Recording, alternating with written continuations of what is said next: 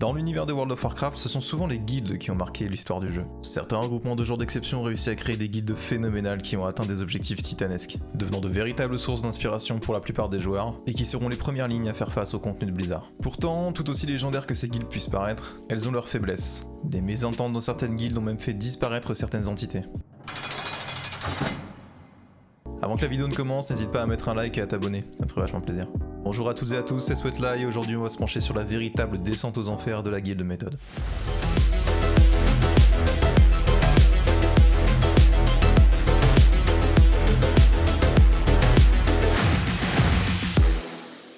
La guilde Method a été créée en 2005 par Scott McMillan et Sasha Stephens, et avait pour objectif, comme beaucoup de guildes à l'époque, de tout simplement réussir le contenu que Blizzard nous proposait sur World of Warcraft. La guilde Method a très rapidement affiché ses ambitions en essayant de s'entourer des meilleurs joueurs possibles. Pourtant la guilde n'obtiendra son premier World First en 2012 dans les caveaux de Mogushan. C'est à partir de là que Method va véritablement écraser la concurrence. De 2012 à 2019, Method vont obtenir 12 World First. Dit comme ça, en 7 ans, on se dit que la performance n'est peut-être pas si extravagante.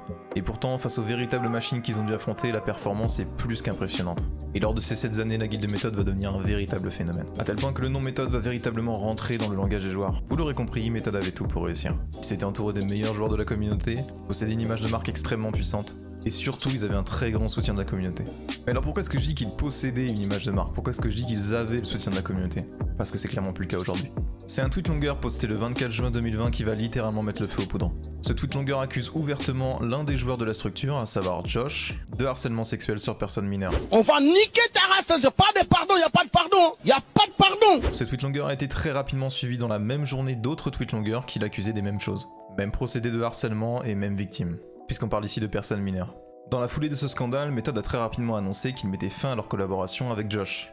Et vous vous dites sûrement que ça aurait dû calmer la situation et qu'il ne devrait pas y avoir de problème. Puisqu'en effet, si une personne fait des choses mauvaises dans une organisation, les autres personnes ne sont pas censées être coupables avec lui.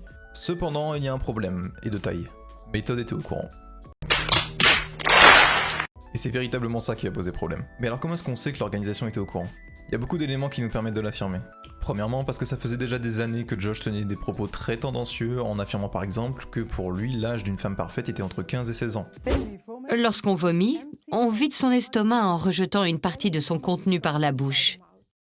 Troisièmement, il y a un clip sur Twitch devenu très connu où Josh s'apprêtait à tenir des propos et qui a été coupé par ses coéquipiers, comme s'il savait ce qu'il allait dire. What he was saying was, in terms of the police investigation, he said, Mute him. À ce moment-là, la crédibilité de Method est totalement remise en cause. Beaucoup de témoignages se succèdent et apportent de plus en plus d'accusations à l'égard de Josh. Mais parmi toute la flopée de tweet longers qui vont attaquer Josh, il y en a un qui ne lui était pas destiné. En effet, un de ces tweet longers était destiné à l'une des personnes dont nous avons parlé au début de cette vidéo, Sasha Stephens. Sasha Stephens, CEO et cofondateur de Method. Sasha Stephens, quant à lui, a été accusé de comportements inappropriés par d'anciens membres de Method. Avec toutes ces accusations mises bout à bout, Method a totalement perdu la confiance de tout le monde, que ce soit des sponsors, de la communauté ou même des joueurs de chez Method. Une grande partie des joueurs qui ont quitté Method et qui ne souhaitaient pas être affiliés aux accusations de Method ont créé leur propre guilde, Echo, qui d'ailleurs réalisera une très bonne performance sur le premier raid de Shadowlands en atteignant la 2ème place.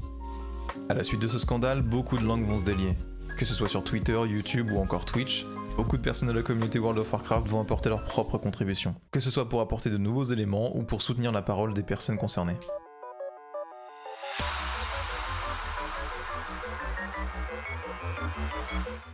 De octobre 2020, Scott McMillan va prendre la parole et annoncer sur Twitter la reconstruction de Method. Cette annonce est accompagnée de beaucoup d'excuses, de remords et de regrets. Et plusieurs personnes du staff de chez Method ont pris la parole pour expliquer vouloir changer les choses. Malheureusement pour Method, cette prise de parole ne va pas totalement être prise au sérieux par la communauté. En effet, dans cette fameuse vidéo de Method, de nombreuses dispositions ont été annoncées. Et un bon nombre d'entre elles vont être rayées sur internet. Every executive, staff member, player and content creator. It's like you open it up. Don't talk to underage girls. Don't make sexual advances towards employees at the company. Don't pull a knife on people on stream. Quoi qu'il en soit, Method semble vouloir faire peau neuve.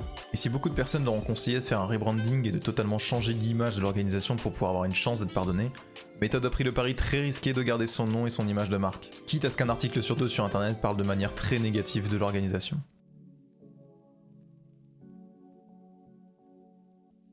Mais alors pourquoi est-ce que je vous parle de cette histoire aussi tardivement?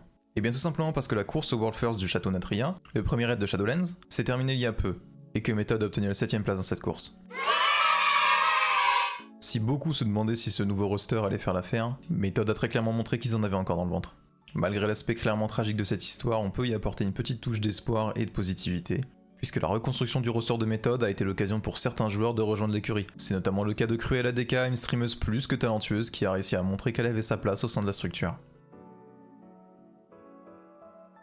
Avec les différents changements mis en place, il semblerait que Method souhaite réellement aller de l'avant. Mais est-ce que ce sera suffisant pour regagner la confiance de la communauté? Seul le temps nous le dira. Et vous, qu'est-ce que vous en pensez? Est-ce que selon vous Method mérite une deuxième chance? N'hésitez pas à me le dire dans les commentaires. C'était Sweatly. Au revoir.